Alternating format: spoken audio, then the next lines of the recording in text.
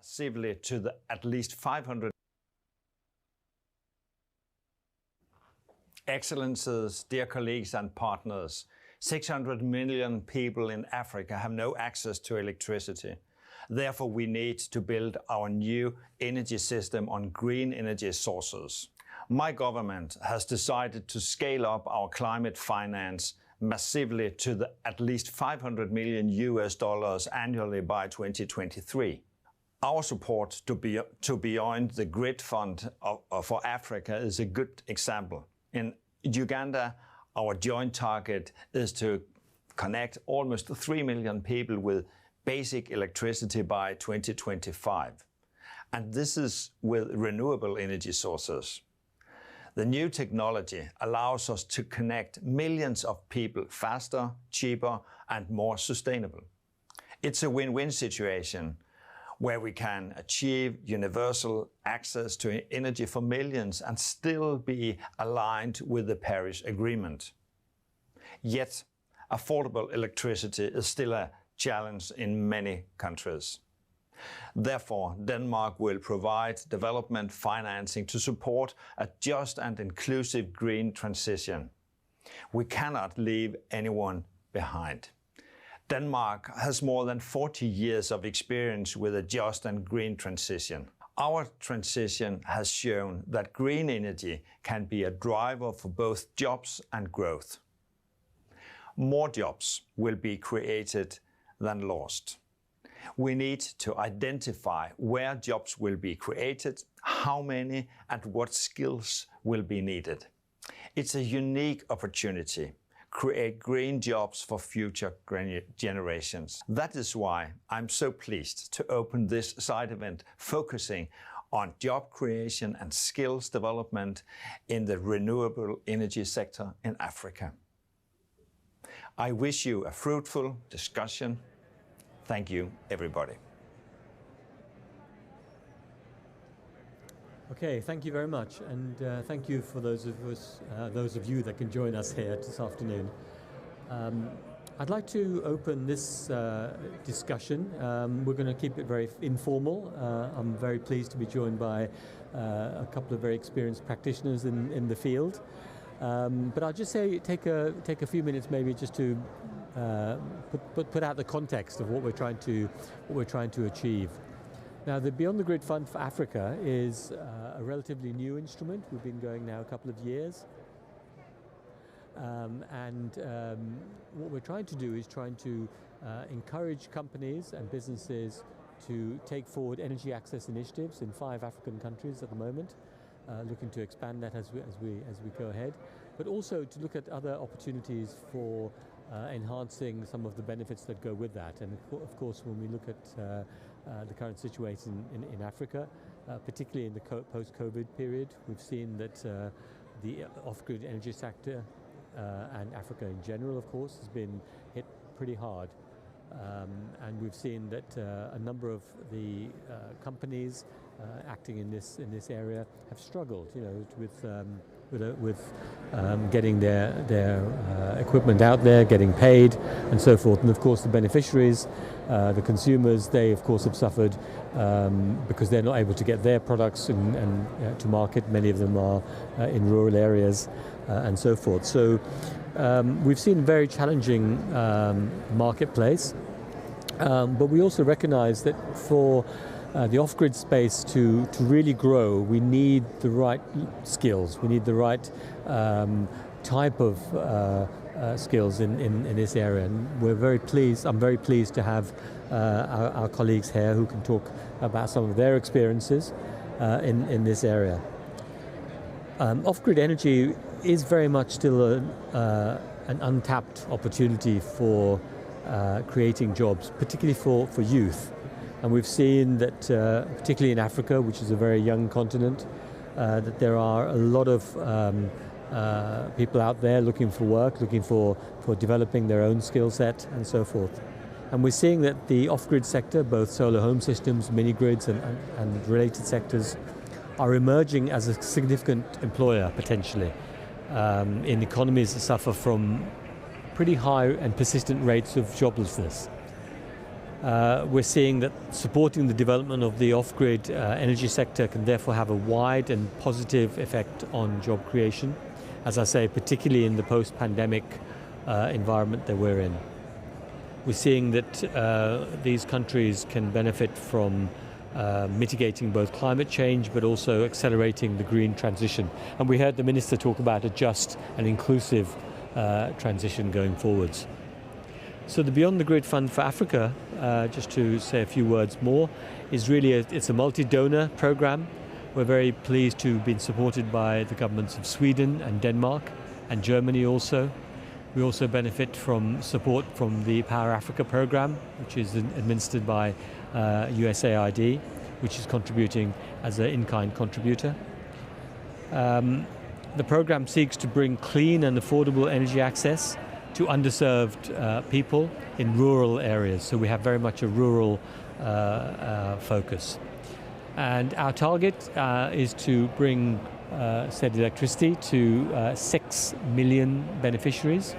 We've seen this working rather well in Zambia already, and we're around the 1 million beneficiaries target at the moment.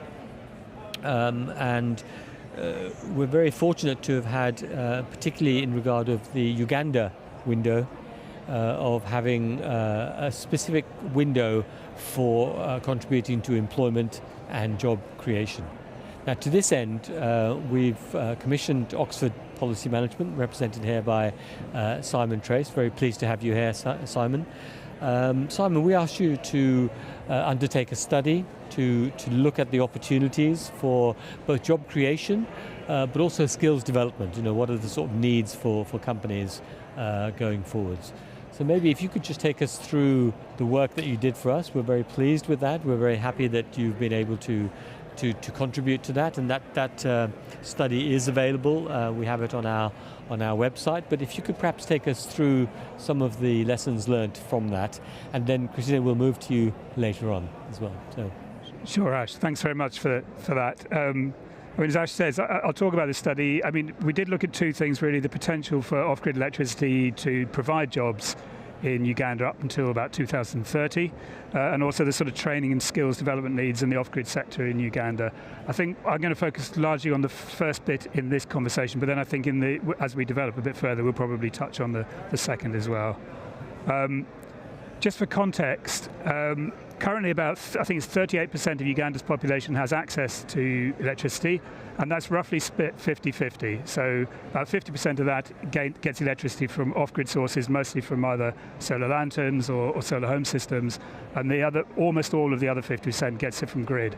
As of sort of 2019, I think there was about 4,000 people that get electricity from mini grids. There is quite a lot of activity in that area, and that may have increased recently, but it's still a relatively small proportion of the total amount. But we're talking about something like 400,000 solar home systems or solar lanterns in circulation in Uganda so far to date. So it's a substantial amount. You know, off-grid as a potential employer is particularly important, as Ash was kind of implying, in a country like Uganda, where you've got a very youthful population looking for meaningful and good work. And further, by its nature, off-grid electricity supply has the potential to create jobs in rural areas, which is where the greatest demand is. So there's a real sort of potential here. I looked at from another perspective. Without these jobs, Uganda will not hit its targets for national electrification. It needs these people in order to put this equipment into people's hands. So this study was carried out between November 2020 and February 2021.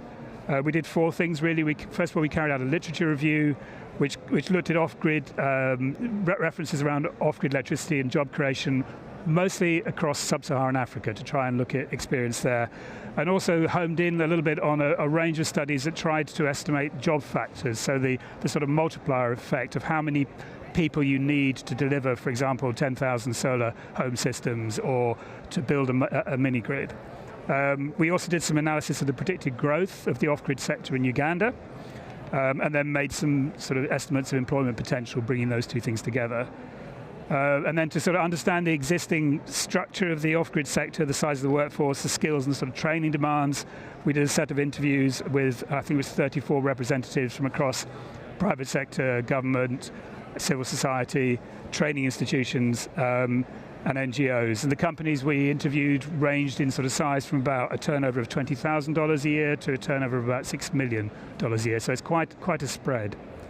And then finally, based on that, the information from the interviews, we put some, and the sort of calculation of growth of employment, we put some recommendations to NEFCO for the Beyond the Grid Fund for Africa program in Uganda. Before going any further, just say something about the sort of types of jobs, or at least the sort of categories of jobs that are associated with electricity in general and off-grid in particular.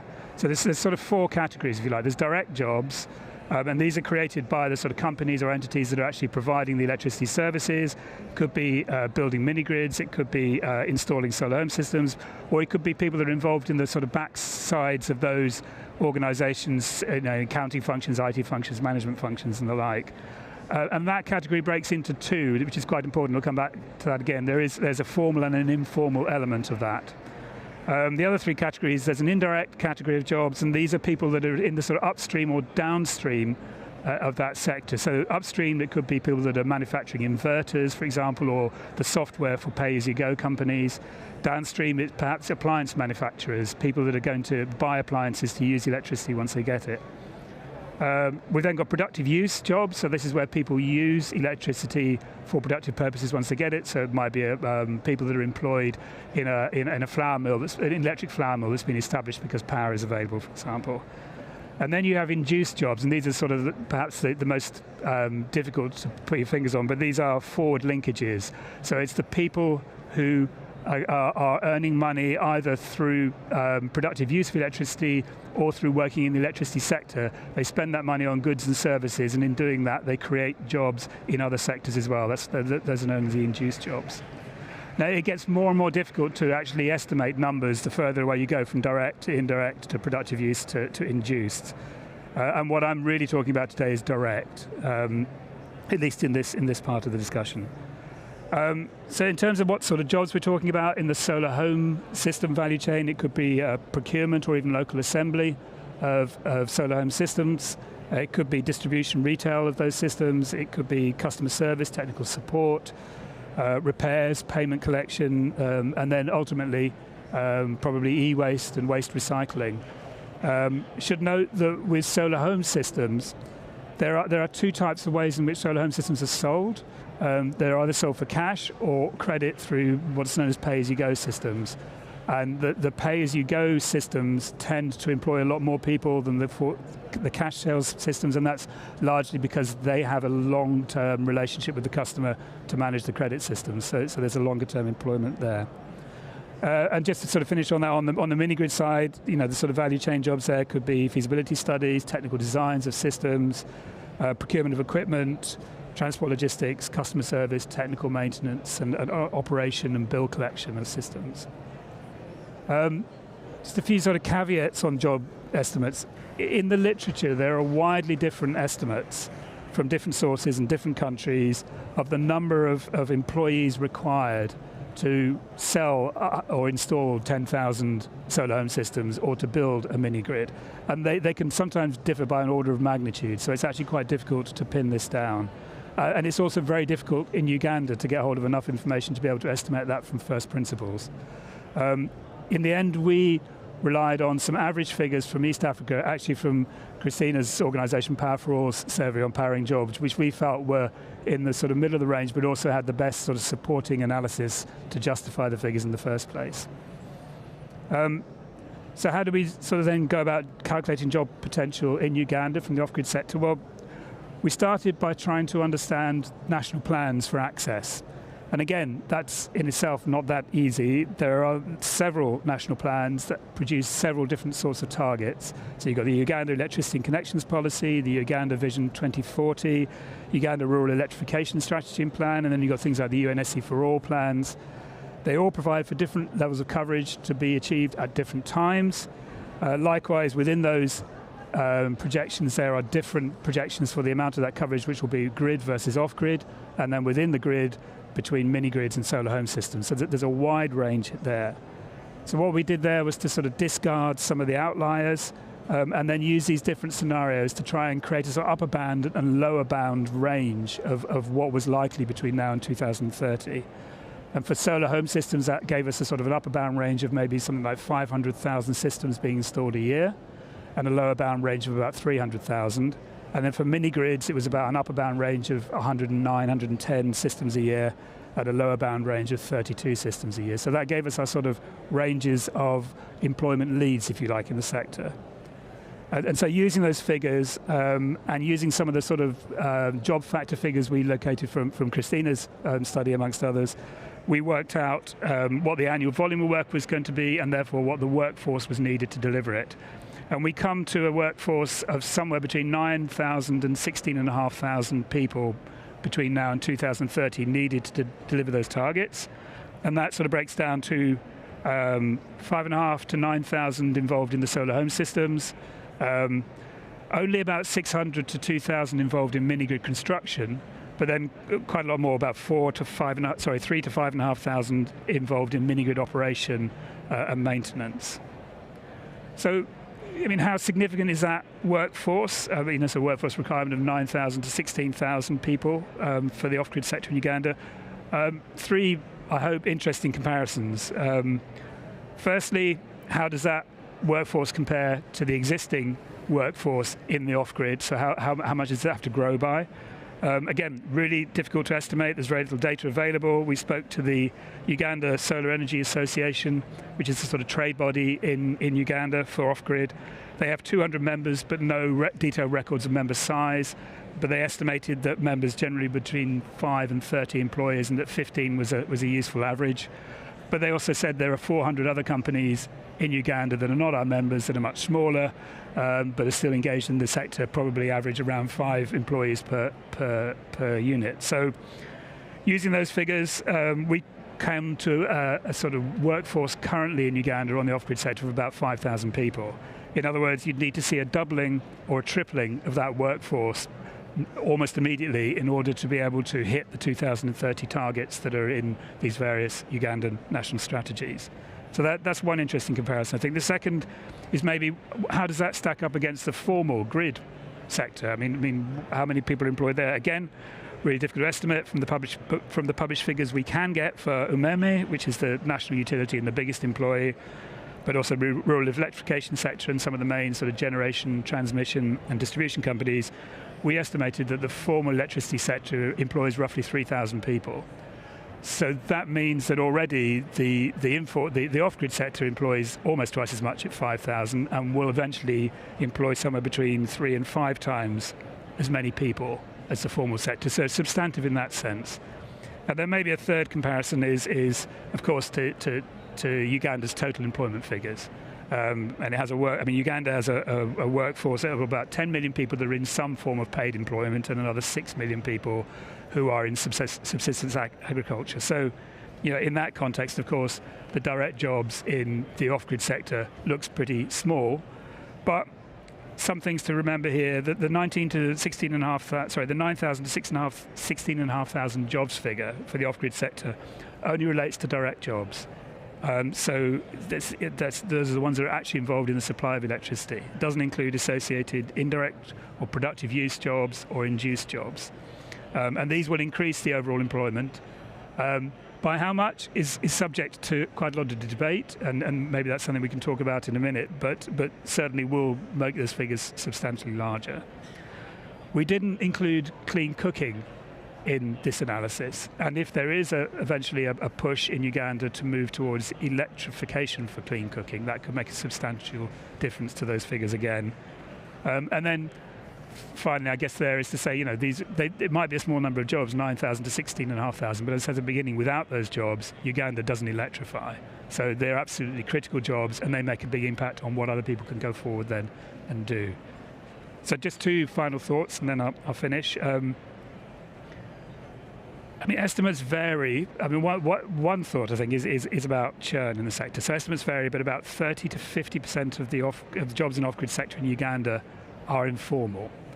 For example, they're sales agents for solar home systems. They're paid through commission on sales rather than getting a wage. the working conditions are not great, the earnings are not great, and anecdotal evidence suggests that the turnover amongst that workforce is quite high. And that ties in with findings in other countries. So in Kenya and Nigeria, for example, we're seeing sort of typical retention times in the off-grid sector of about 30 to 35 months for formal jobs, but as little as 9 to 10 months for informal jobs.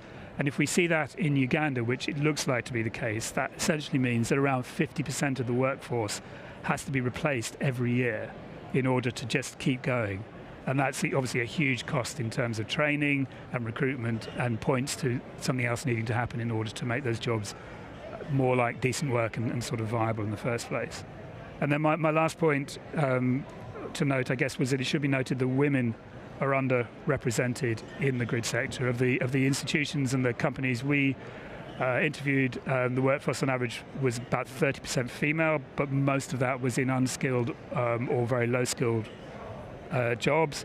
Women continue to face barriers to entry, cultural, social norms, limited access to finance, financial literacy, and also some very practical things like access to a motorcycle, which is often needed to distribute systems in rural areas. So there is a need for training and employment programs that specifically sort of target women and women's needs. And if we can be successful in doing that, there's also a potential advantage of securing a workforce that's more likely to want to stay in the rural areas and more likely to stay in those jobs. GIZ is one example of an organisation that's already mandating that 30% of all of its technical training in the area has to be for females. But a couple of thoughts to just finish with. Okay, good. Thank you so much. I think it was a very interesting study on a number of levels. If we go beyond just the numbers, I think you can see the huge multiplier effect that you have of employment, of good employment in this sector. I think that particularly when you look at the productive use aspects, you're moving further away from the actual provision of the companies that we're looking to support, you see a much larger effect. And I think this brings me very nicely to the work that Christine, you've been doing from the Power for All.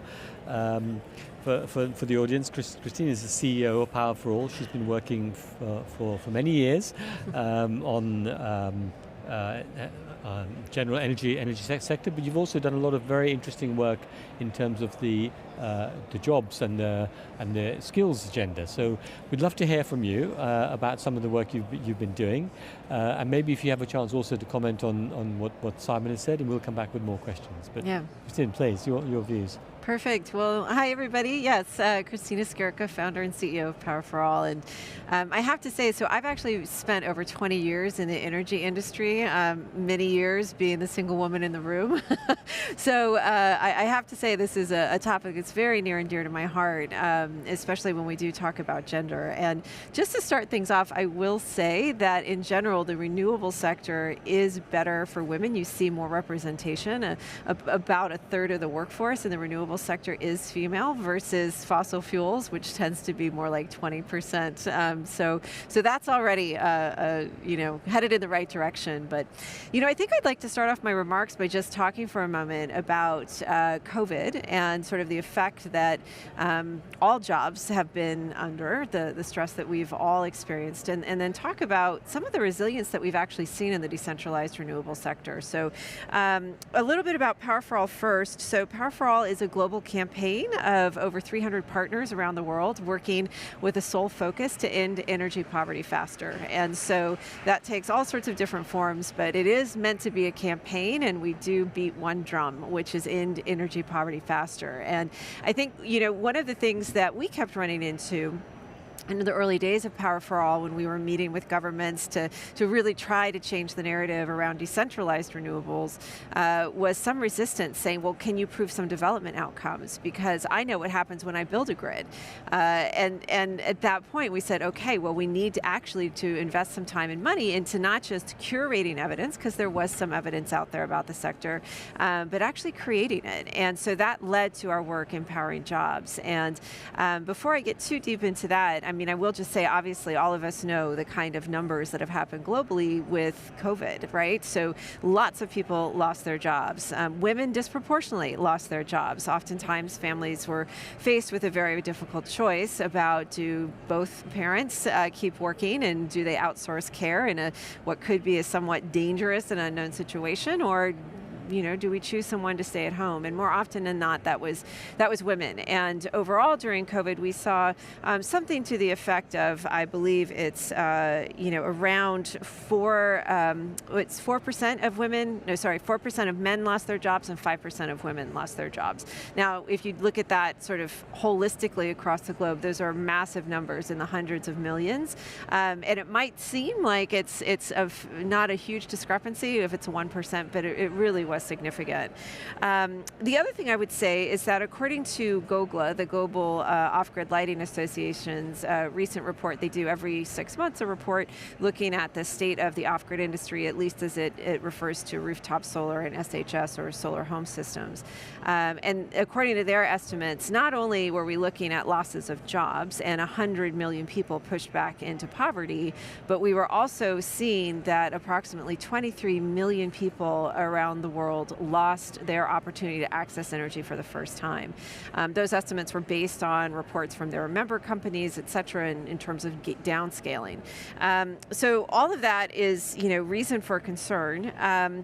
And I think, in addition, it's worth pointing out, because Simon was talking a little bit about the different kinds of employment, it's also worth actually pointing out that most of the losses suffered were in the informal sector. And, that you got some sort of sense of that, of how flexible these jobs are, which in some ways can be a boon, and in other ways, like during COVID, was really a bane. So, but what I do want to say is that there are sustainable jobs, as you heard from Simon, available in this sector. And there's early evidence from our report, the 2021 job census, which we're working on now, that suggests that there's more resiliency in the decentralized renewable sector than many other sectors in the world. Again, I'm not going to cite specific numbers because we're in early stages of collection, but essentially what we've observed is, and GOGLA reinforced this on a panel we were on jobs yesterday, is that most of the companies, their employment that we trace in this sector,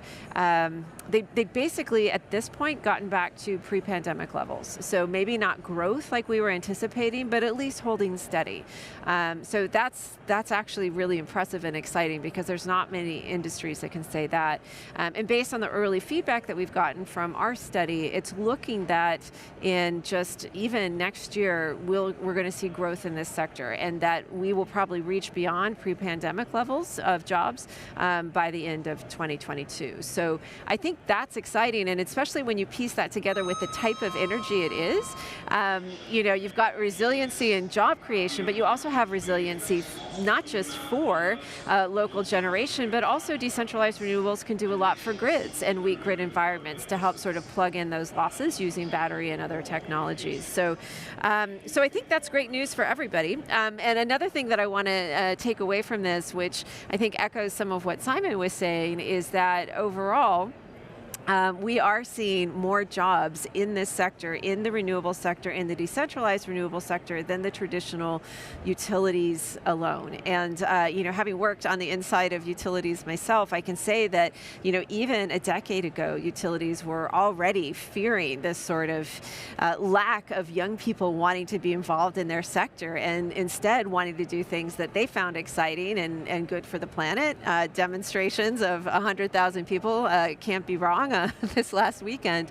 But really, we are able to attract in droves young people to this sector, as long as we can get that sort of pipeline right. And I was on a panel yesterday where we were talking about the issues of what are we doing to sort of demystify this sector. I mean, there's a lot of jargon that goes into decentralized renewables. Even that as a name can be a little off-putting. But I actually think one of the things our sector needs to do is we need to mimic what the petroleum industry has done in terms of creating this pathway way for young people to get involved. Recruiting people right out of college, doing classes in college, having partnerships with academics where people are getting exposed at a very young age, and that they grow up thinking that renewable energy is business as usual instead of a centralized fossil fuel power plant. So there's a ton of opportunity there, but I think, another one of the things I'd like to emphasize is just the inclusiveness of this sector, as well as the equity of this sector. And, we hear a lot about just transition, et cetera, but I think inclusion and equity are ways that we can measure and evaluate that in a much more specific way. So when it comes to discussions about inclusivity, again, some of these numbers that we've shared about maybe more women, even though we can do better, more women being involved, more opportunities for youth in terms of diversity of jobs. But from an equitable point of view, our findings may be different a little bit from what Simon found, but in general, the findings that we have say that the wages on average are better in this sector than many other sectors. In fact, most other sectors in the markets that we're looking at. So that's all important to note. And I guess, the last couple things I would say is that one of the great things about decentralized renewable energy, having worked in this sector for about a decade now, after doing more traditional energy efficiency and working with utilities and whatnot, is that so much of the orientation of the sector is to be close to the communities they serve. So whether we're talking rural or peri-urban areas, just by the nature of the design of the technology, we need people in those localities, whether it's servicing or sales, et cetera. But that itself, I think, is really promising, because as Simon said, those are definitely areas that tend to suffer many job losses and a lot of informal jobs. So the fact that that's already aligned is great. And I know we're going to connect back to productive use and maybe to pick up on some of the things that were said earlier. Supply chain has been an issue for everybody, and no doubt for this sector as well. So even though there's increasing conversations about developing this sector into local assembly and manufacturing, that's still not really happening yet. We're starting to see some of that movement in Kenya and Ethiopia and a few other countries. But in the meantime, most of this product is manufactured overseas. It's oftentimes a 3-month lag time from, inception and building to shipment and actually getting the product into people's hands. So anything we can do to shorten that timeline, I think is really useful, not just for job creation, but also for this ultimate end, which is to end energy poverty faster. And on the supply chain side, this is again where decentralized renewables can make a big difference and build more resiliency into supply chains. If you take the example of agriculture, so in most of the countries that Simon and I have worked in, you're looking at situations where the vast majority of the population is employed in the agricultural sector. In most cases, it's 60 to 70% of the workforce. And so think about that. So maybe you've got a smallholder farmer, but because you don't have an adequate cold chain, because you haven't got decentralized renewables, throughout the system for productive use yet, any gains that you might be achieving with milling, say, on site for a farmer that's, maybe run by a solar system, or maybe it's connected to a solar mini grid, those gains will be lost because we don't have the ability to refrigerate the foods as they go along, the produce. And so then you're robbing people of jobs of reselling that produce, or using that produce to, make great food that people want to buy in restaurants. So you can see how there's a really virtuous ecosystem that's available to be created here. And I really congratulate both Denmark's efforts and Beyond the Grid and the Beyond the Grid for Africa Fund, specifically because it is forward-looking to see the development of this ecosystem just on the cusp and providing the kind of incentive and support that's necessary to really actualize that. So I think that suits my opening remarks section.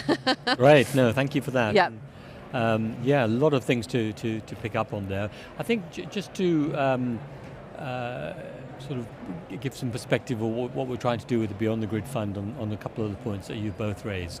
Now, I think the Danish funding that's come into this funding window, we're taking on some of the recommendations made by Oxford Policy Management, and we're working on designing a skills development program, taking into account a lot of the recommendations made. So we're hoping to work with local institutions, trying to work on the needs that have been assessed and are tailored very much to what companies want and need.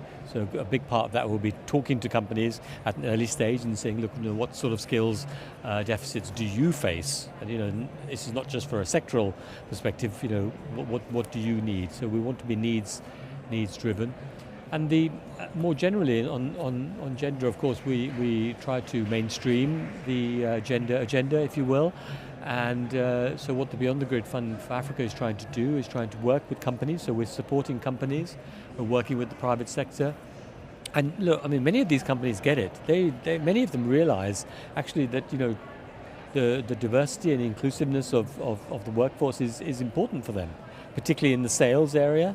We've seen a lot of companies which, for example, realize that women are very good at cultivating relationships. They can be more trustworthy, they build the trust in the communities, and they're great. But we also want to see more women in management, and we're looking at setting targets for having more women in management roles. We've seen, obviously, there are many very, very practical constraints around that. We're also looking at gender pay parity. And getting companies to report on the differences between men and women there. So we've got a lot to take forward, we're trying to move forward with this agenda, and we hope to disseminate some of the findings that we have going forwards. So I'm also very cognizant of the fact that we have an audience. We are having a conversation here, but we also want to engage the audience here. If you have questions to the panel, please prepare them, and I'll come back to you in a moment. But if I could turn to you first of all, Simon, I think. Based on your research, and you spoke to companies, you spoke to organizations, particularly in Uganda, what was your sense of the employers' attitudes towards seizing the youth employment opportunity? Are they willing to invest in skills development, or do they just see this as an additional cost? Well, there's a couple of things to say there. In one sense, they've already seized it. Something between 80 and 90% of employees of those companies were defined as youth. They were young. Right. So it's seized in one sense, and one of the senses of why that is partly because it's flexible rural employment, but also the technology element seems to appeal more to young people. So that's there. But I think I still say those jobs are largely paid on commission. I have to say that from what we could find out, most of the actual technical installers were also young.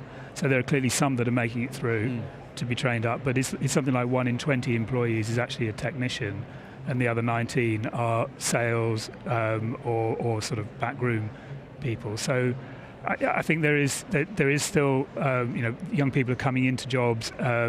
Largely because they don't have formal qualifications, and these jobs are available, and they're relatively low skilled, but they're also falling out of them, as you can see from the churn, and that creates a bit of a chicken and egg situation for companies, because I think companies want to invest, but they see a very high turnover, so they see their investment disappearing out the door very quickly, so they don't invest, and then they get a high turnover. So there's something that's needed to sort of break that cycle, I think. And then, of course, just to say, there's a smaller and bigger company dynamic going on here as well. So larger companies, you do see maybe having training schemes or having people in as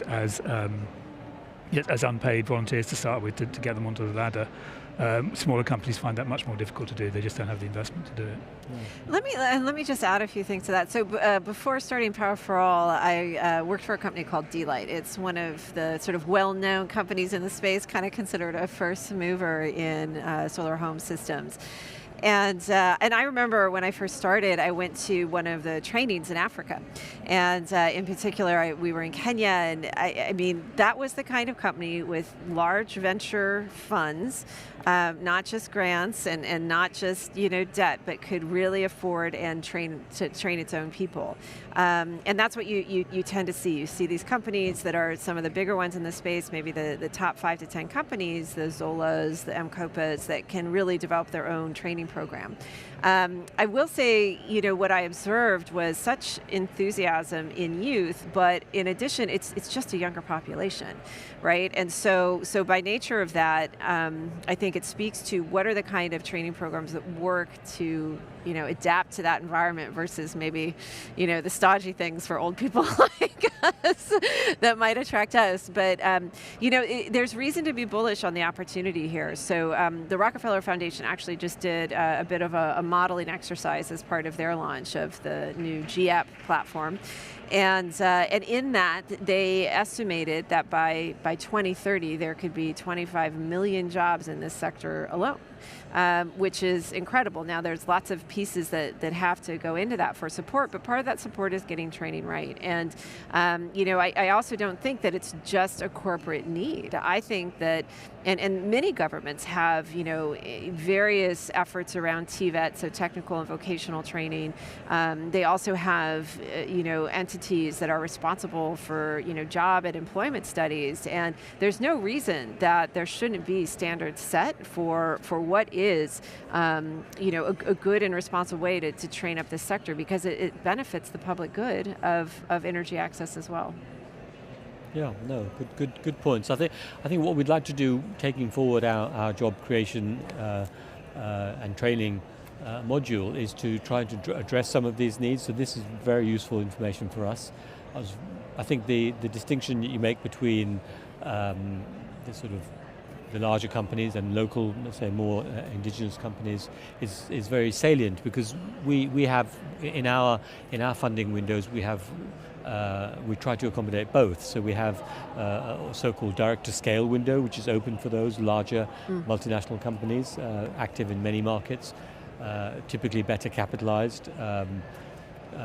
And we also have the launch to scale, which is smaller companies which don't have that wherewithal, and we'd like to support those companies and try and help them through their sort of growth phase, both through the funding that we provide, but also to support them in skills development. So hopefully we can take some of these ideas forward.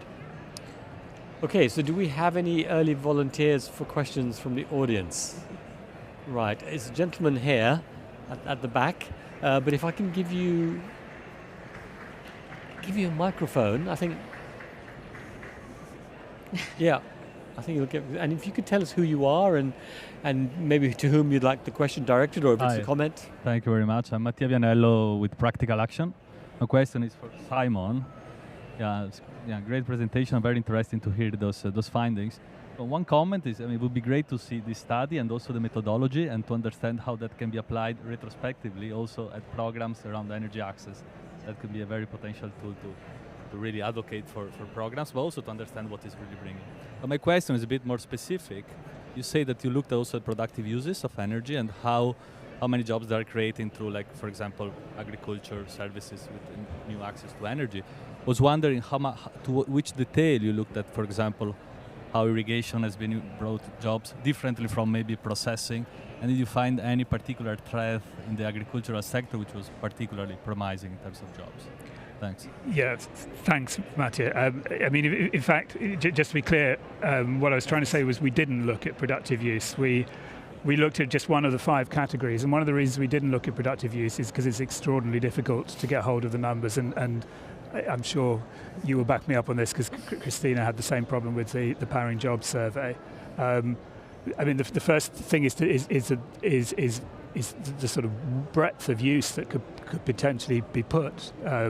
Running from irrigation through to household appliances, for food processing, through to running small metal workshops or whatever. And the other thing is that a lot of those productive uses actually require quite substantial power supplies. And this is one of my bugbears, if you like, that I think the sector is being overburdened with expectations around productive use, particularly for household level of energy. There's an expectation that even a sort of small, simple solar home system will somehow have an economic benefit for a household. And it may do, but it is often going to be very marginal when you look at any serious studies. And I think we need to be thinking about sort of household electricity at 2 levels. There's a primary level, which is just about quality of living. We don't have that problem when we think about health. or access to food, or access to water for that matter. But when it comes to electricity, for some reason, we put these added burdens on, which are not always productive or appropriate. And I think the productive use is a really interesting area, but I think it requires a lot more. I mean, just a couple of other things on that. I run another research program called the Applied Research Program into Energy and Economic Growth. It's an FCDO funded program where we commissioned quite a few academic studies looking at sort of productive use and the relationship between access to energy and economic growth. And when it comes, and it's always difficult to actually demonstrate that direct link. There are some interesting studies. There's one, for example, in Nepal, which historically looks at the growth of mini-grids and tries to look at whether or not there's a growth in enterprises in areas as a result.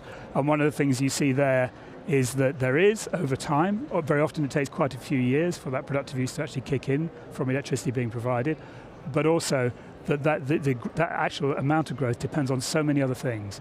And one of the most obvious ones is how far away that particular location is from a roadhead, from a market, from other sort of basic supplies. So for me, productive growth is really interesting, but energy access is a binding constraint to it. Solving the energy problem alone is not sufficient, and it's always quite difficult to answer that question, how many productive use jobs come out of providing electricity, because there are so many other things that have to happen in order for that to work. Mm-hmm. Yeah, and I just from my own experience, just briefly, because we're running a pilot in Uganda called Utilities 2.0, where essentially the concept is by working together, centralized and decentralized sources of energy can actually accelerate this transition, right? That we can get faster access, we can increase demand and productive use, and we can improve the overall energy system performance. And so part of the test there is looking at productive use. And I absolutely get your point, Simon. And there's these ideas now circulating about this modern energy minimum and this effort to really push for equality of energy rather than equity. But equity, which is, there's a distinction there, which is it's the amount you can use right now that's right for you, as opposed to a standard of everybody needs the same amount of energy globally to have the same standard of living. And I think what's really informative about that is that those first connections are still incredibly critical to changing people's lives. And then what we've observed in Utilities 2.0 is people then need to learn how to use their energy. You don't just have a connection and figure it out. And so by supplementing the work that we're doing with an appliance financing project where we're bringing productive use of energy, both in milling and being able to get a refrigerator, et cetera, we are actually seeing an incredible number of small household-based businesses grow. And not just those businesses, but there's businesses growing up around this development that we didn't even anticipate. So I think there's a natural impulse sort of to head in that direction, but it's absolutely part of the training as well. So training, we're talking about globally sort of training jobs, but I think we also need to think about how do we teach people to build businesses, if that's what they want to do, off the backs of that first connection. Absolutely, and I think what we found, for example, with the programs that have been supported in Zambia, there's been a lot of growth, particularly on the mini-grid sector, with micro businesses, very small businesses, refrigeration businesses, barbers and so forth, and there's a huge amount of opportunity there going forward, relatively small amounts of load. And I think there's also a huge opportunity with electric cooking. I think we've got a long way to go there. That adds more load as well. And whilst it's sort of counterintuitive for folks who've been working with energy efficiency and getting people to use less energy over the years, I think we're looking at the opposite rather, trying to get people to use electricity, and also, let's face it, we want to displace charcoal. We want to displace some of the traditional as a productive use element also. Okay, do we have any more questions from the audience? I think the gentleman in the middle, please. It's okay? Yes, we can hear you, sir. Please. Thank you. Sorry. My name is Amadou Guy. I'm a professor at University Charente Diop in Dakar. So my question is about the sustainability of those jobs. You talk about mainly, I can say green jobs, but somehow, as you know how it is working in Africa, you can have those very nice jobs at local level in villages, run by young people or women, etc. And something happens, a big project, a grid coming and giving power for the people. So how really can we, did you think about that? The sustainability of taking into account the possibility of having big investment for companies, of course. Yeah, I didn't understand your question so well, but I can make a comment on the sustainability. You're asking about sustainability of jobs. What the Beyond the Grid Fund for Africa is trying to do really is to support businesses. And we want businesses to, we're not supporting projects, we're not supporting specific initiatives, we're supporting businesses to become financially sustainable. We support them over a period of four years, and we essentially invest in them so that they would invest in the infrastructure that they need. And we hope that once a company, we want them to go up country, we want them to work in the rural areas, and once they've invested in the infrastructure there, be it physical infrastructure, be it human capital, then they will see a need to stay, and they will try and build up the sort of the customer base in those areas that will allow them to continue to sort of employ people. But I don't know if what sort of comments. I think the point the gentleman was making also was that what happens when the grid eventually extends out and you've created a lot of jobs that are around off-grid activity, so are those jobs sustainable? And I think, in the case of the Uganda study, the strategies that exist in Uganda for universal access at the moment do sort of stop with the grid not covering the whole of the country. They stop with a certain proportion of the country still having off-grid supplies of one sort or another. There's a big ambition that those will eventually sort of move towards mini-grids and away from just solar home systems so that you can take bigger loads. But the vision is not of in the foreseeable future, is not of everybody connected to the grid. So I think there is potential for those jobs, and we were looking out till 2030, so definitely to 2030 there's a lot of potential for those jobs to be sustained. Beyond that, probably by another 10 or 15 years at least. Going back to Christina's point, if in that period you can start increasing loads, if you can go beyond just very basic solar home systems so that people have the opportunity for productive use, then maybe those jobs can start to be converted into promotion of productive use applications rather than just household lights, and then by the time the grid arrives, you're in a situation to really exploit the grid. So I think there are plenty of opportunities to make those jobs sustainable, but it does require a little bit of forethought. Yeah, and I guess I would say too, it's an excellent question, but I don't know, it's very rare these days where you see a company that's just solar home systems or just tier 1 lighting. Almost every company has an array of products and services, and now we have so many efficient appliances that work in either a wake grid environment or an off-grid environment that companies constantly need to have that workforce. And I will say, again, just going back to the resiliency of the sector, sure, there's been some job losses, and sure, we've lost some companies, but overall, this is really a very comparatively sustainable sector. It's proving out, again, an early look at data. So it's a great question, but, at this point, especially with some of the commitments being talked about here, we're going to need everybody we have in the renewables energy sector, whether it's, decentralized or centralized. So hopefully those will be sustainable. We can actually prevent global warming. Let's hope so, yes. Sorry, the gentleman behind you, and then, sorry. Yeah, thank you. My name is Ali from Ghana. I just want to find out from your organization, what are your organization trying to do to help a lot of women to enter into agriculture once they are true and wealthy?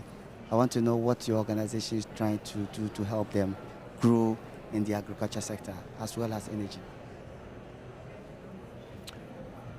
Okay, so we don't have a specific focus on agriculture, but we do have a range of financial incentives that we pay on a results-based financing basis, so based on outcomes. And part of that includes a multiplier effect for productive use elements. So, for example, if you were to add some, if the company that's bidding into our competition is able to add a number of, let's say, solar irrigation pumps or milling equipment, they can get a multiplier on the financial incentive. So they're incentivized to contribute to those. So there are mechanisms in the funding and disbursement regime for that.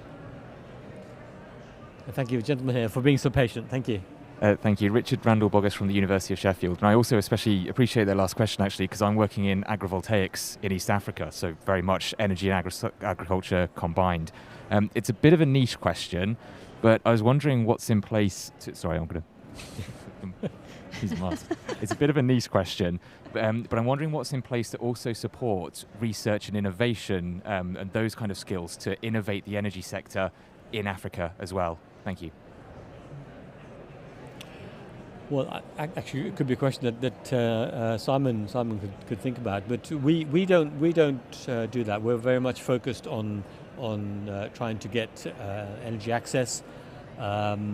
We try to disseminate what we learn. We have an undertaking to do that.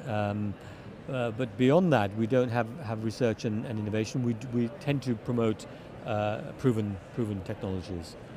Because we really have focused on the outcomes. But I guess maybe my fellow panelists are aware. I know that there are a lot of innovation funds out there, Innovate UK and others here, but also the European Union has a range of innovation products as well. But I don't know if you want to comment on that, Simon. I mean, the program that I work on is a research program primarily looking at grid infrastructure and how that can interact in terms of promoting energy access and growth.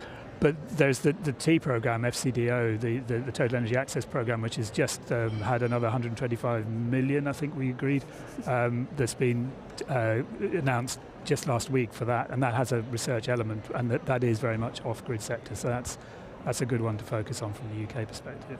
Yeah, but Google it. There are so many challenge funds and so many, the Earthshot Prize. There's tons of things out there that are constantly about evolution, and I think even more than technology, it's evolution in business model. And I think that's always been one of the nuts to crack for this sector, and because this sector was based on working with existing energy budgets of poor people. And so instead of providing products and services that would provide a connection that was beyond their existing budget for, say, kerosene or diesel, it was meant to work with that, right? And so then, now we look at next innovations around productive use, appliance financing, et cetera. I mean, a lot of what needs to be done is innovation in business model. But yeah, there's tons of funds out there that are forcing us to look at how to innovate and be a better sector. That's great. Okay, well, thank you all. Thank you for your questions.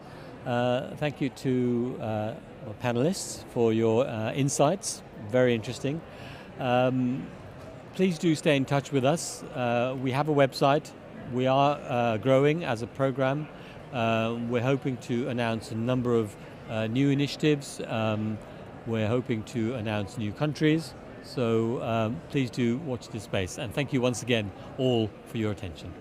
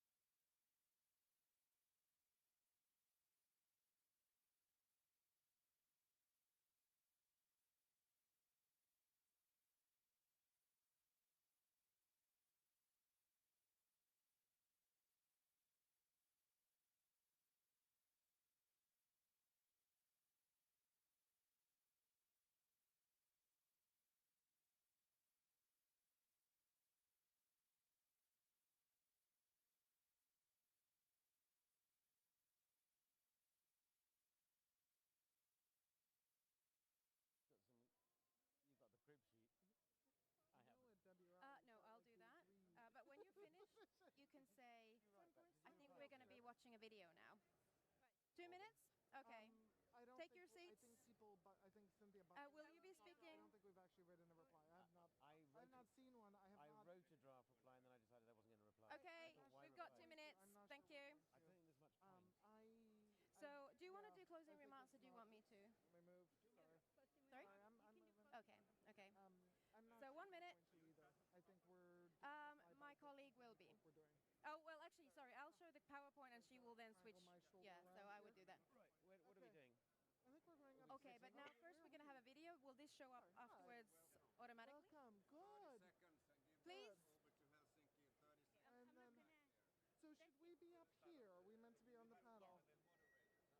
Where should we go? Please sit here. Okay.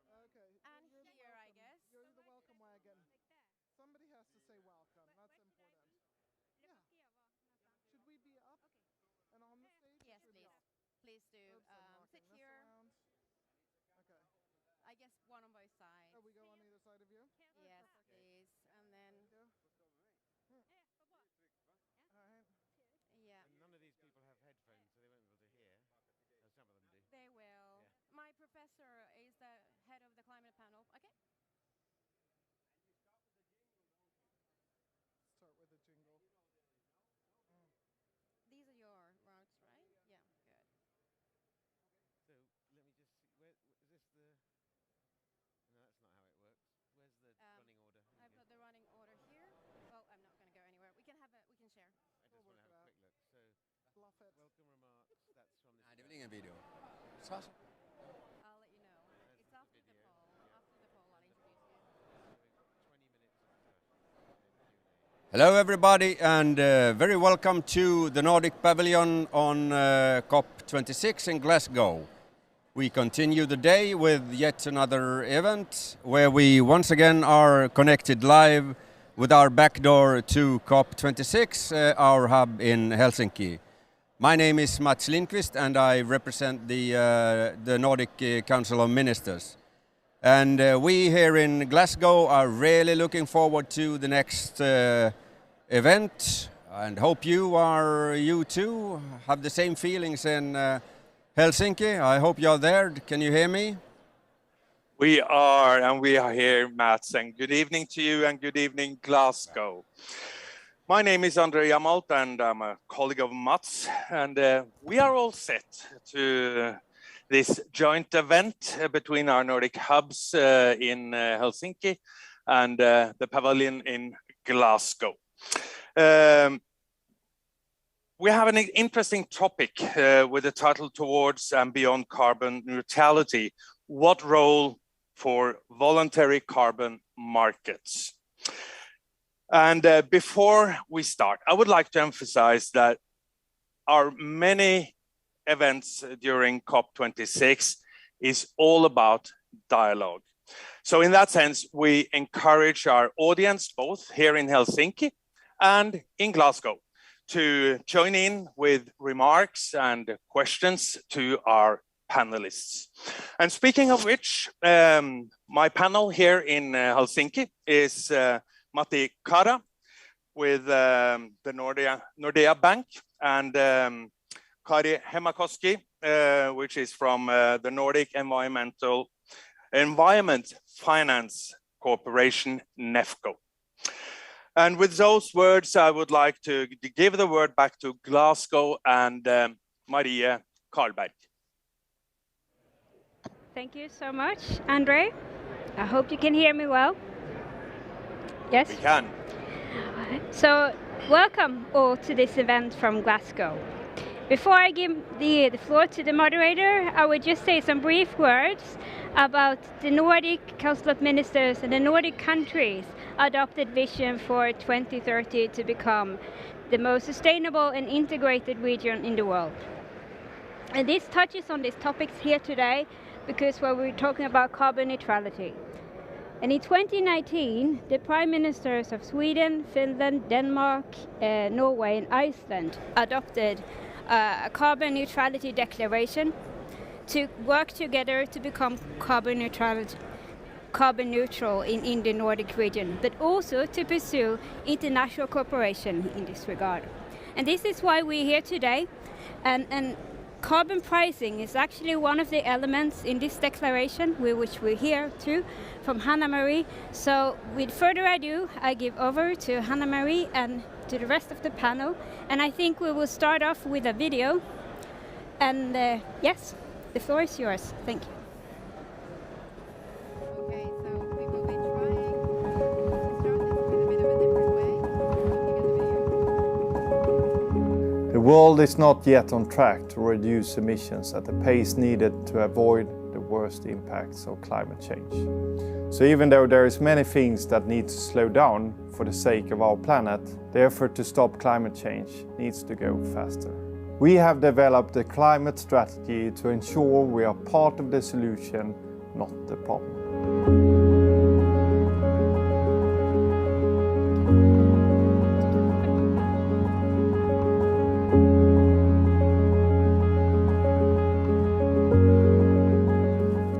Of course, the production of our outdoor gear is where our biggest impact lies. That's why I'm particularly proud of the fact that our climate commitment covers not only the emissions from our own operations, but also includes the emissions generated from our full supply chain, from the extraction of raw materials all the way up until the delivery to our end consumers. This makes our targets very challenging, and we will need to look at every area of our business and beyond to get there, including increasing the use of lower impact materials, transitioning to renewable energy in production, ensuring that our products last longer, and exploring new business models. All of this while also engaging our end consumers and supporting stronger regulations to accelerate change. But it's going to take time to have an effect. That's why we have decided to speed up the process by taking responsibility for our emissions along the way and becoming climate neutral already in 2021. Now, climate neutral is a nice term, but it doesn't mean we don't have any carbon emissions. It means that we are compensating our own emissions by supporting projects that would hopefully avoid or reduce emissions faster than us.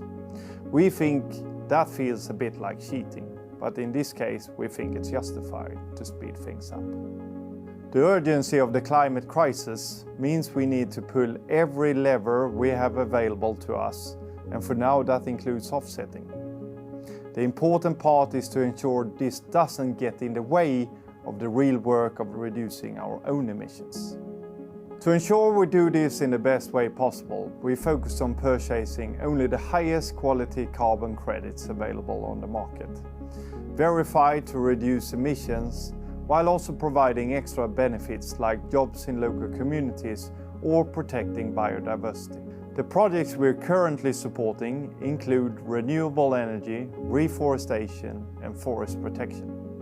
We will also work to transition any offsets which rely only on reducing emissions to ones which remove carbon from the atmosphere. At Haglöfs, we always think that the journey can be just as interesting as the destination. So we will keep you updated on our progress, talking honestly about climate neutrality and our road to net zero. We hope that you will join us along the way.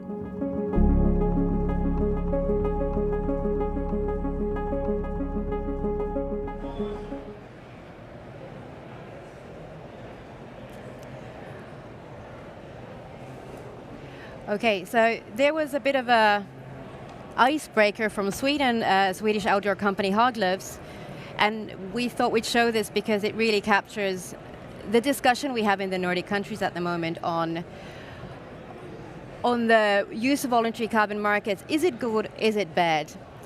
So, as a brief introduction, my name is Hanna-Marie Ahonen and I come from Perspectives Climate Research.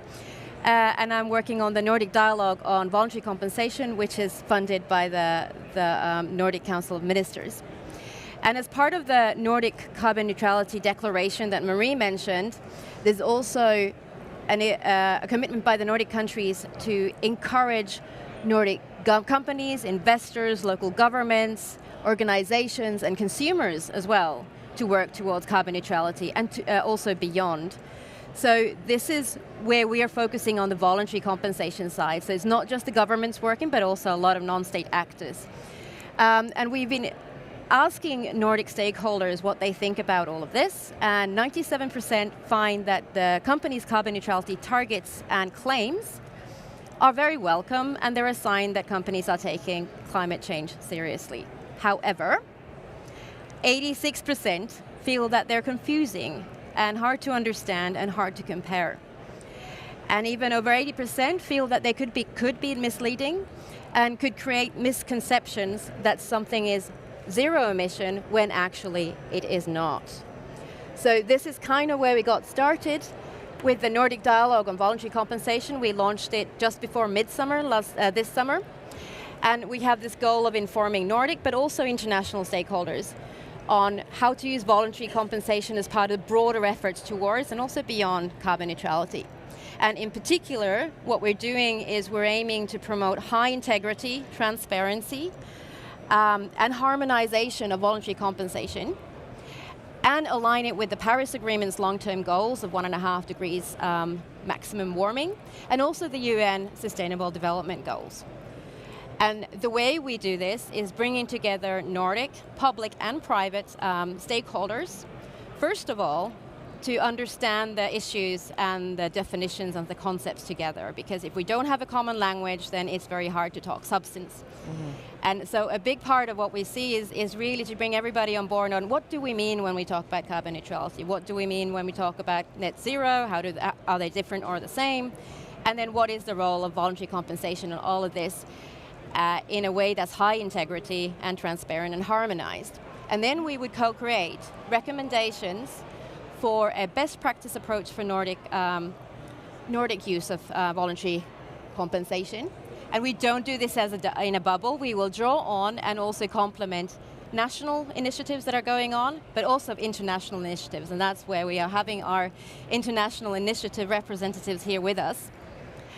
And the way we're going to do this is, for the common understanding, we have a report that we just published 2 weeks ago, and it kind of tries to map all the international guidance and initiative right now, but I have to say things are changing and developing so fast that it's just a snapshot, but it tries to help everyone get to the same page in the Nordics so that we can get started on the dialogue. And then we have the survey, we have target consultations, blog posts and events to get everybody on board. And then in terms of the recommendations, by April 2022, we would have a draft code of best practice for Nordic compensation, and then also an action plan. And the action plan is a bit of a to-do list and all the ideas that we come across during this dialogue, but we cannot do ourselves right now. So it's a bit of a task list for future cooperation. And with that, I will thank you. And we will then like to hear from you as well on who you are here, and also, to my understanding, everybody watching live and also in the Helsinki side can participate in this poll. So there's 2 questions, and you would need to go to www.menti.com on your mobile phone and enter this code. I hope you can all see it. I will read it out loud in a moment. And it's 19410409 is the code. And then you get these questions, and then we can see what you think about these things. So the first question is it clear what carbon neutrality and net zero mean at the sub-global level, at the level of governments or companies or consumers? And just please raise your hand in the Glasgow audience in case you can't see the code. It is quite small. Wonderful, someone's managed already.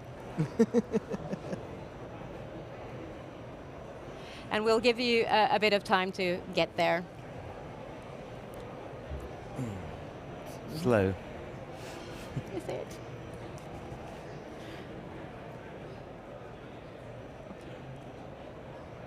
Are you in yet? It's just been very slow. I hear it's being slow, I'm sorry about that. But we already have 8 votes, so hopefully we'll get some more. Mm-hmm.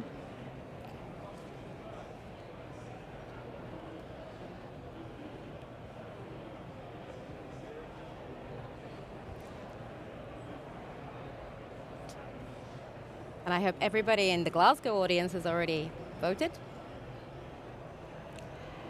And so what we can already see from this result is that it's not a clear yes-no answer. It's yes, no, or somewhat. So this is something we've also heard from the Nordic stakeholders, that it is really not very clear. But there is someone who finds it clear as well. So that's also a positive sign. And I think now it's time. Can you ask who? No, we don't ask who. You can come to me afterwards and tell me how clear it is. And then we would take the next question. And maybe you can help me with that. Thank you. Oh, here we go. It's there. So the next question is, can voluntary carbon markets be used for ambition raising in the context of carbon neutrality or net zero goals? Yes, somewhat no, or then it's okay not to know as well.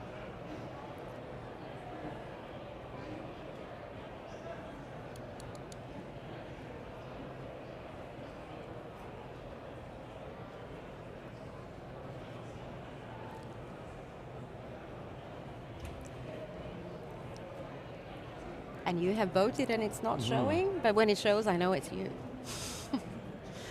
Okay, it seems we have some technical problems here, since we're seeing shaking heads. Well then, I guess we won't know what you think, so we will answer the question anyway with our distinguished panel here. So moving on, I would like to start with some questions for our panel here in Glasgow. And then we will move on to Helsinki, just so you know that we haven't forgotten you over there.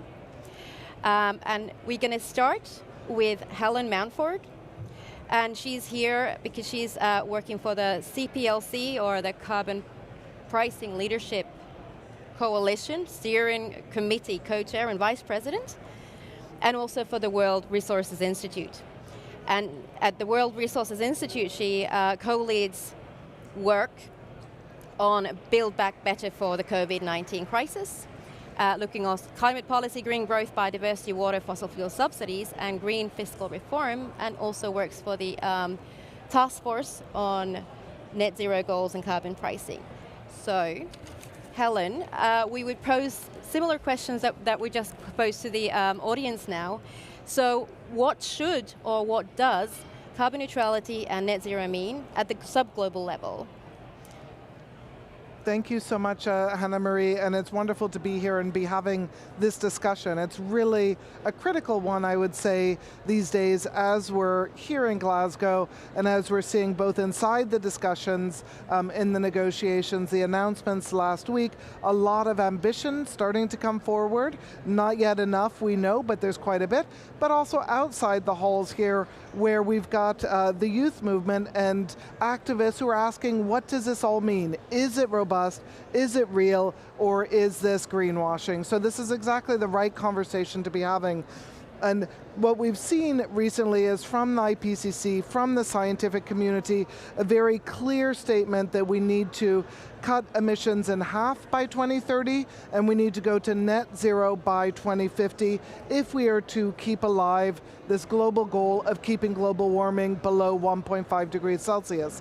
So we've got countries stepping up, but it's an all of economy ambition. We all need to contribute. So the role of corporates, the role of the finance sector, the role of subnationals is also critical. We've actually seen an incredible momentum around net zero these last 2 years, I would say.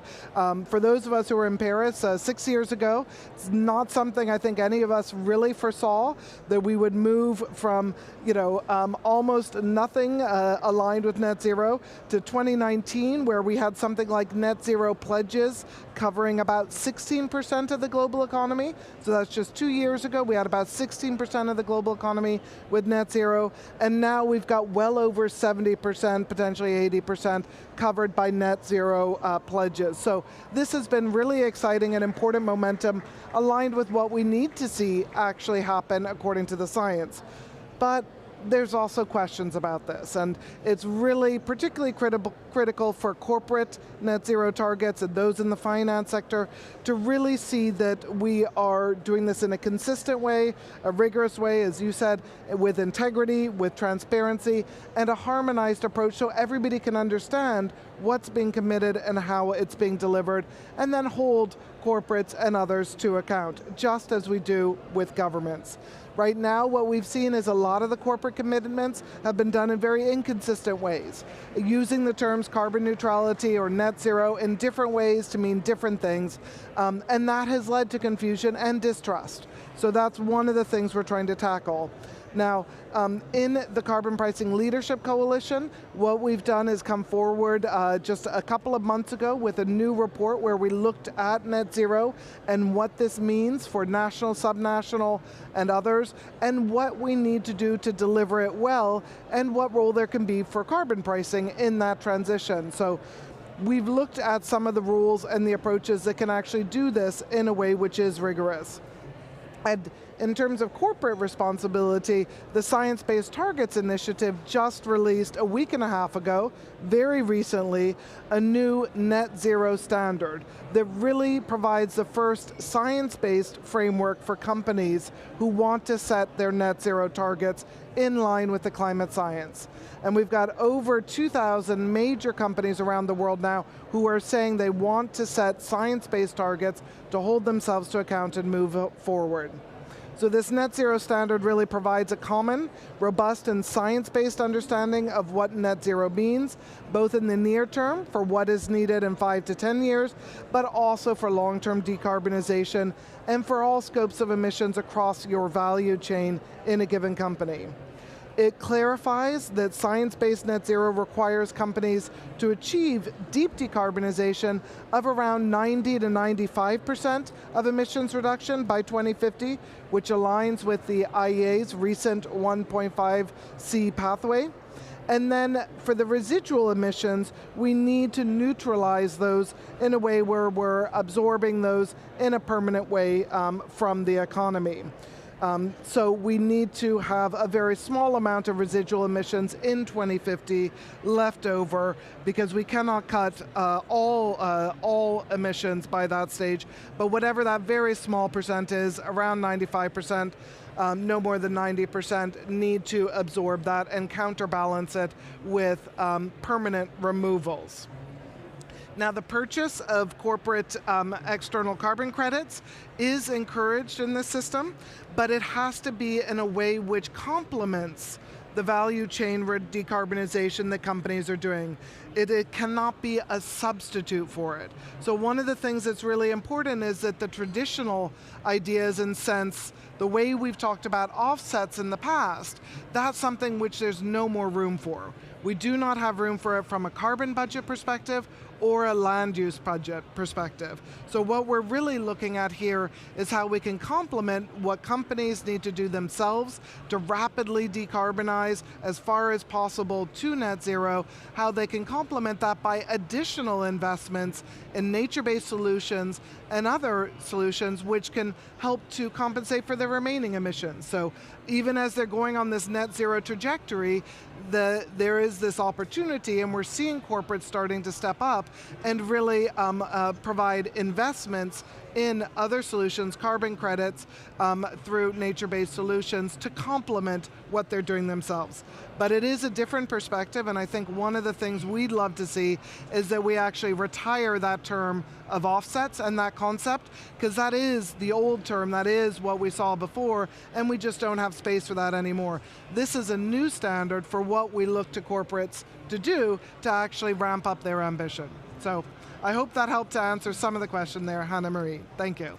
Thank you so much. And I think if there's any questions that rise, then Mark can be the one answering them. Mark has been working as the co-executive director for external affairs at the Voluntary Carbon Market Integrity Initiative, which is a quite new initiative that focuses, and you can tell more about it, on what can you say when you've been doing things the way Helen described, or if you haven't been doing them the way Helen has described. To my understanding, there's a bit of a link there. And Mark's a very diverse background in over 2 decades of energy and climate issues in the government, the NGOs, and the private sector, and currently is managing an initiative aiming to make capital providers aware of the climate transition risks to investments. So off to you, and I would like to ask you pretty much the same question from the VCMI's perspective on, first of all, net zero and carbon neutrality, how do they differ? And then what are you doing to address the confusion that exists right now? Yeah, and first, thank you very much, Hannah-Marie, for having me here today, and thank you for listening. I mean, the first part of the question, I'm just going to say ditto, because I agree with absolutely everything Helen very magisterially said, and so I don't think I need to repeat any of that. I just emphasize the fact that we are in a new world. There was an old world where there was offsetting, and there were questions about the quality of some of the projects and some of the initiatives, but on the whole, people did it in good faith. And we've learned a lot from that. So let's not just sort of expunge history. We're not talking about revisionism here, but we're in a different place here. And I mean, from the scientific and the climate policy perspective, as I say, I agree with everything that Helen said. I think one of the things that where I think needs to complement the piece about being able to hold companies to account, being able to compare companies, being able to look at how companies' actions fit in with what nations and what the world should be doing. We mustn't forget that we live in a world where companies, especially those that face the public, want to be able to tell their customers, their investors, and their broader stakeholders what they're doing. And those of us who spend quite a lot of our time, hopefully not shopping, but being just public citizens and consumers, want to know what we're being sold. And I think all of you will have had the experience that I have of going to the supermarket, and on this shelf it's fair trade, on that shelf it's organic, on this shelf it's climate hero, this shelf it's climate superhero, this is super... what do I do?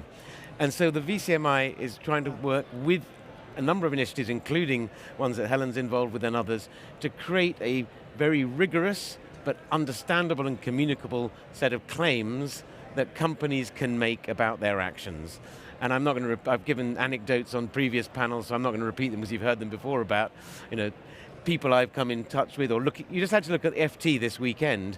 Every other page was an advert from some company making some claim about itself.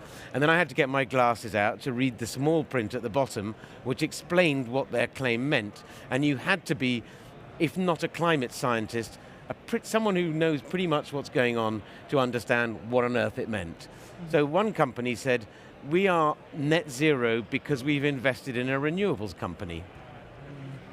But no calculation basis for that. But if I wasn't in the climate space, I would look at that and think, oh, that's good. I've been told that renewables are good. This company's invested in renewables. I'm going to buy it soap, or whatever it was. So the Voluntary Carbon Market Integrity Initiative was set up by a combination of philanthropists and others to provide some rigor, some consistency, and some understanding behind those claims. And we're working with a number of governments, because the end goal for this, from our perspective, is that this gets regulated. Mm-hmm. That in this country we have the Advertising Standards Authority, and if you make a false claim, or you make a racist or a sexist advert or something, then people can complain. Yeah. And you only have to look at our Advertising Standards Authority's website and the equivalents of others around the world to show that the public care about these things. They do complain, and in some cases they lead to litigation, and we've heard examples around this COP of companies who've been litigated against because they've made false claims. And so we want to encourage that, but we also want to provide those companies who really are, as in the case of the video we saw, going above and beyond.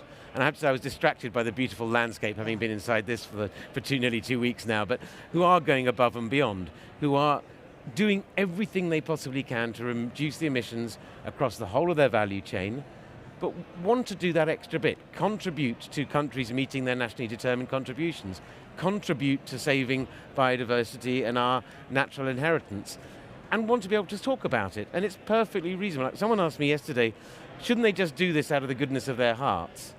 Well, maybe, but we live in a capitalist society where companies want to advertise their wares, they want to promote what they're doing, and if that thing that they're doing is above and beyond, is really robust, is accelerating climate action, is supporting more ambitious policy, both where they are and where they're investing, then I think we want to shout from the rooftops about it. But at the same time, we want to stop all the cheats, all the greenwashers, all the manipulators of public opinion, the bad advertisers, from making the false claims. And that's what we're trying to do. And we encourage, well, we're willing to work with anyone who's prepared to work for us, who shares that vision. So often I'm asked, and I'm just going to finish here, rather like in your surveys, is carbon in the old framing offsets or the use of voluntary carbon markets a good or a bad thing? And that's wonderful in the world of Twitter, where you have 140 characters and everything's binary. But in reality, there's a big if. It can be a great thing if it is additional to corporate decarbonisation. It's additional to NDCs. It's additional to what people should be doing anyway.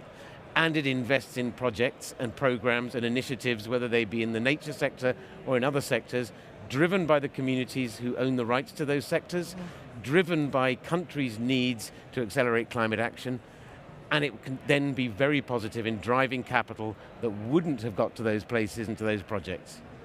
If it doesn't do that, then it's really not a good thing. So the answer is not binary yes or no, it's a big if in the middle. And I think what Helen has said is the answer to a lot of those ifs or what ifs.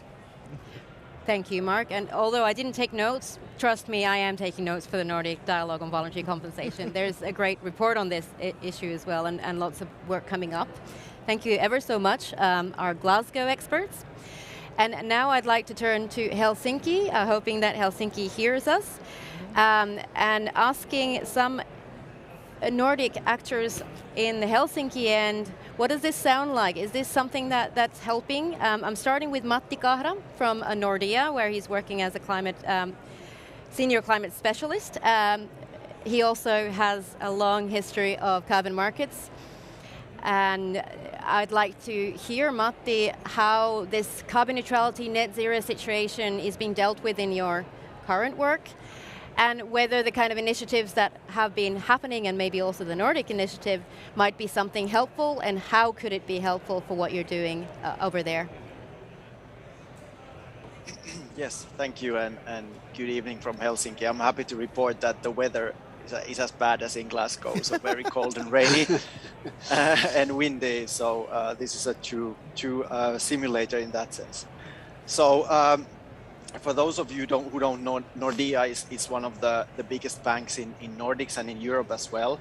And we are working very actively with climate, both on the loans and the investment side. So we have recently committed to net zero, so being a net zero bank by 2050 latest, and set an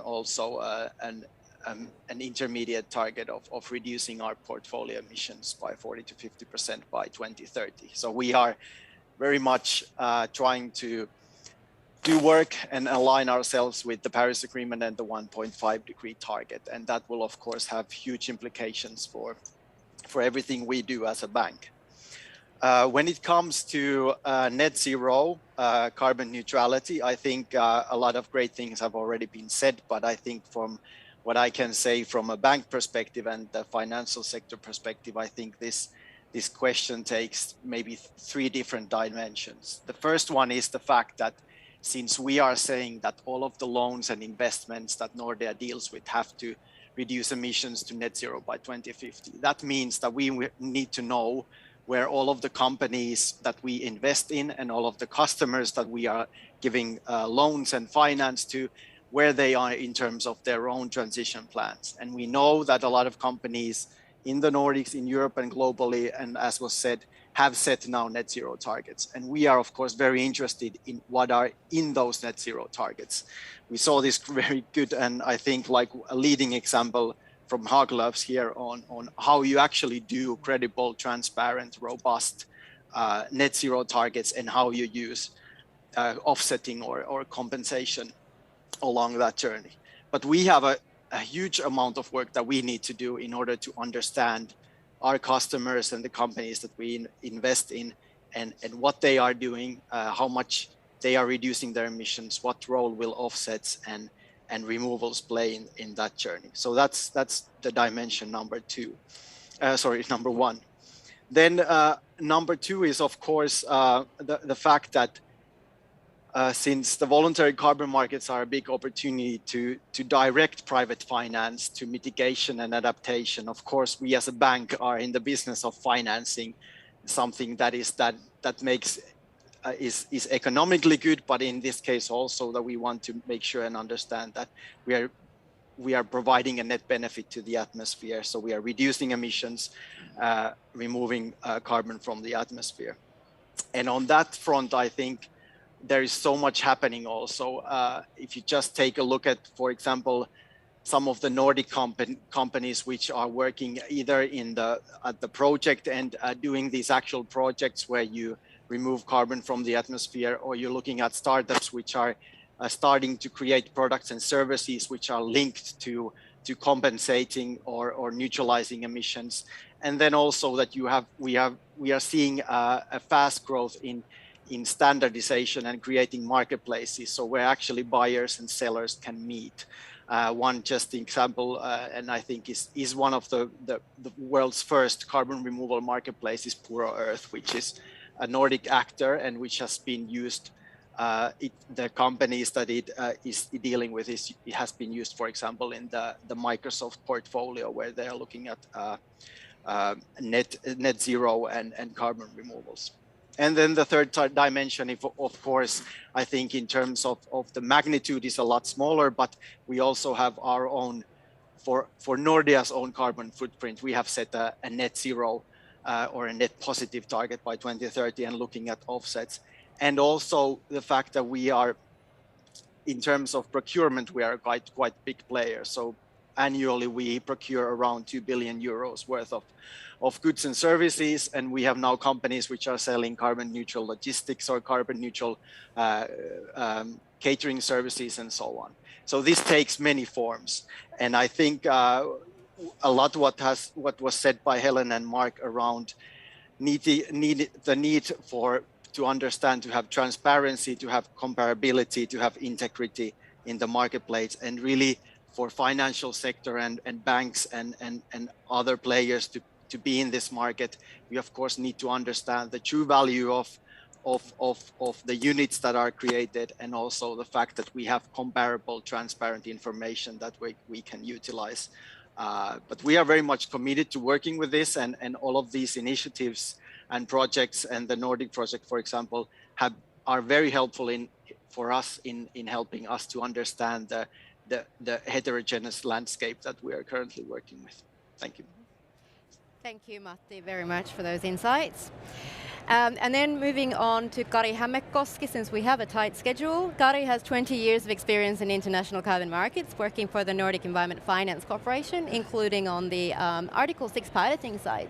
So I'd like to ask Kari, since we are in the COP26 and we are going to negotiate the article, we are negotiating the Article 6 rules and hopefully successfully concluding robust rules. How is this related to voluntary carbon markets and net zero? Thank you, Hanna-Mari. Dear colleagues, I'm very pleased to be here to discuss these crucial matters. So I'm mainly concentrating on Article 6, and I see it's kind of a tool that has a kind of, it's like a win-win-win tool to really address climate issues. We have, it allows ambition raising. It's possible to do real net mitigation. It's really cost effective. There's a very recent study showing, utilizing Article 6 could save like hundreds of billions per year by 2030. So it's really kind of cost effective way of reducing emissions. And yet at the same time, we can support sustainable development in the host countries, and especially from the Nordic perspective, like gender issues are really crucial. So it's possible to combine all these with the proper rules in place. So kind of win-win-win solution once or if we get the rules right. It also kind of offers buffer. Many countries are aiming for carbon neutrality. There may be some challenges to meeting those targets. So this can offer cost-effective buffers for the governments and also for private sector. And then I definitely want to highlight, because to really mitigate emissions, we definitely need the private sector. We need their involvement, and like in CDM provided very clear incentive for the private company, and Article 6 can do the same. It can really provide like additional revenue stream for the companies, and we need the project actually programs for Article 6. We need like a more policy related activity, and that could really kind of help to channel climate and carbon finance to various activities. So it's kind of win-win-win tool. Thank you. Thank you, Kari. And it does sound like then with the voluntary market and the Article 6 market, the same ifs apply. So I think there's a lot of synergies that we can do with the Nordic Article 6 piloting and then on the Nordic dialogue on voluntary compensation on the other side. So maybe we can do some cooperation. And now we have a few minutes for any potential questions by the audience. Okay, good. We have a question there. And another one, great. Yeah, hi, my name is Niklas Kaskela. I'm Chief Impact Officer at Compensate. We're a Finnish non-profit offset provider. Thank you so much for the extremely valuable points. I think now with the science-based targets net zero standard, we have a good definition of net zero, but what we're lacking is a good definition of climate or carbon neutrality, which is the more commonly perhaps used term for like marketing purposes that Mark spoke about. How do we come up with the carbon neutrality standard that takes into account the mitigation hierarchy so that beyond value chain offsetting would be also the last resort with those claims? And then a second question, if I may, how do we start introducing alternative claims like climate action claims or climate finance claims where you don't make an equivalency between emissions and the offsets, but we have two separate targets? For example, a company can have an emission reduction target and they can have a carbon removal target, but you don't create an equivalency between them. How do we start moving towards a system that would allow that? Thank you. Thank you. I would suggest Mark takes this, at least, and if you want. Yes, thank you for the question. So the sort of big picture answer is, well, come and visit me at vcmintegrity.org and you'll see the roadmap of work that we've laid out for getting to draft claims guidance by April, and it tries to answer very much those questions, particularly around the first part around carbon neutrality. What does that mean? And we know that it means many different things in many different places at the moment, and we need to have something that people can trust. Now the second part, I find it's a question that I find it difficult to answer because I can see two ways of looking at it. One is, and this goes to a bit to what Helen was saying, how do we have something that's rigorous and robust? And we know that there are lots of problems with accounting methodologies, and we want to have something that's comparable. I think the words that one of the colleagues in the studio said, compatible or comparable with high integrity and transparency. But what I was trying to say before was that while those of us in this space spend a lot of our time thinking about, so what is a mitigation contribution and a finance contribution and a removal and a reduction, and how do they compare? The general public, who are being exhorted by politicians either because they want them to do the work or because they're passing the buck to the public instead of doing the work themselves, need something they can trust, need something they can understand and they can trust. And I think if I go to the supermarket and I'm comparing a cereal product that has made a financial contribution with one that's carbon neutral, I'm not going to do it. So I think we need to find something simple that is robust and rigorous, which has some options behind it. And then for those of us who are checking, who are testing, who are holding people to account, then we need to have some better definitions. And I think that, for me, of the three things that were mentioned, transparency is absolutely key to this. And in many contexts, including the VCM Integrity Initiative, but in other places too, I've been arguing that because voluntary carbon markets are a public purpose market, they only exist to do one thing, drive action on climate change, then the public should have access to information about every aspect of every transaction, of every use, of every project, and then the public can know whether they trust it or not. And that will be the other side of the simple claim type. Thank you. Did you have a question as well? Anna-Maria, I think we also have a question here from Helsinki. Okay. If you allow us. Let's allow you first then. Please state your name and your question. Yes, so my name is Max Bonnier Econ, and right now the world is working towards a climate neutral world, I'd say. And the problem right now, I'd say, with the negative emissions is that the there is a bit of a skew towards industrial solutions rather than the natural-based solutions, because it's very hard to measure the actual absorption of carbon dioxide in forests and in agriculture and different other natural-based solutions. So how do we debunk this problem with the, well, it's easier to measure the industrial techniques rather than the natural ones, even though the natural ones might be even better and available today. Okay, thank you. Helen, would you like to take that question? Yes, let me say a few words on that. In fact, I mean, we know we absolutely need to invest so much more in nature-based solutions. At the moment, we are continuing to lose forests around the world. We are not restoring degraded lands, whether agricultural or forest lands, fast enough. So this is somewhere where we do see a real opportunity as companies are starting to invest more in solutions beyond what they need to do in their own value chains. This is a real moment where we can get that boost in nature and in nature-based solutions. And that was a lot of the discussions and the exciting announcements last week. Sorry, it feels like last year. It's been a long COP. Last week, we're actually really about how to get that moving. So there is an exciting moment here. I do think we've made huge progress in terms of actually being able to monitor, evaluate, and measure what's happening in those land use applications where we're doing that, and do so in a robust way. And so I would actually point you to some of the initiatives that have come forward. The LEAF initiative is one, which is where we're getting companies and countries coming together and really setting out the standards for how to do these kinds of investments in a robust way where we can really deliver the solutions we need for climate and for nature at the regional level in a robust way which can be trusted. And I think importantly, it has both the environmental integrity and something we haven't really spoken about yet. It's also got the social integrity elements. How do you ensure as we're making these investments, we're doing so in a way which actually protects and uplifts local communities, indigenous communities, and does so in a way where we deliver really on the results we need. So there are examples where we're seeing this in practice, and we're seeing the standards, the high integrity standards, and the socially beneficial standards come forward.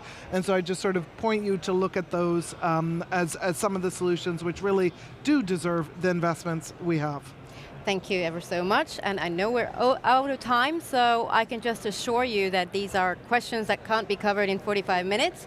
That's why we have the Nordic Dialogue on Voluntary Compensation and the other dialogues globally as well. So we've only started this discussion, and it was a bit of a taster of everything that's going on, but let's continue this process. And thank you ever so much, and please join me to thank our wonderful panelists here, and I hope you can hear us all the way in Helsinki.